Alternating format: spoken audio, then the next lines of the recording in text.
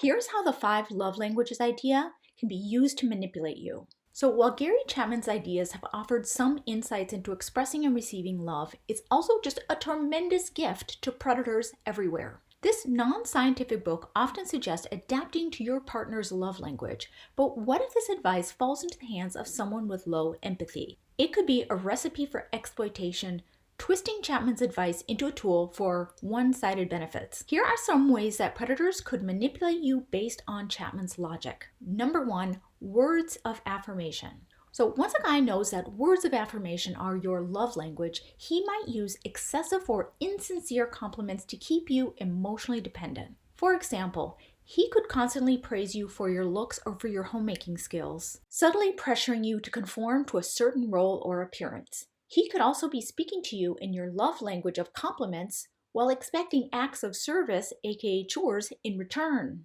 Are compliments and chores really a fair exchange? Really? Finally, he could give you some compliments and then make a bunch of requests or demands and make his entitlement program sound like it was fair policy because he was speaking to you in your love language. Number 2, acts of service. A manipulative partner might demand excessive acts of service under the guise of this being his love language. You might find yourself doing all the household chores with this guy, justifying it as his primary way of receiving love. Make sure the household effort is balanced and do not let a guy use this Gary Chapman book to convince you to do all of the housework. Number 3, receiving gifts.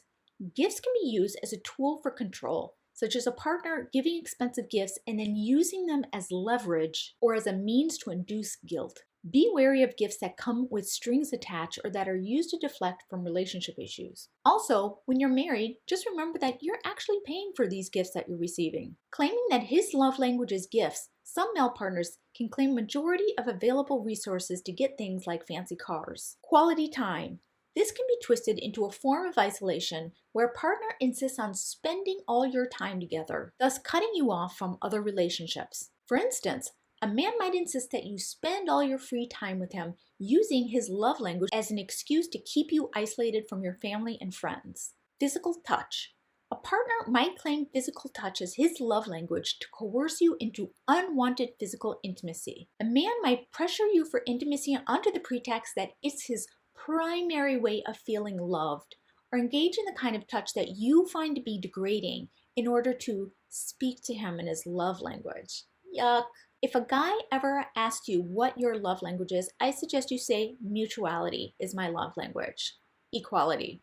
Stay safe and follow for more tips on recognizing manipulation and control tactics.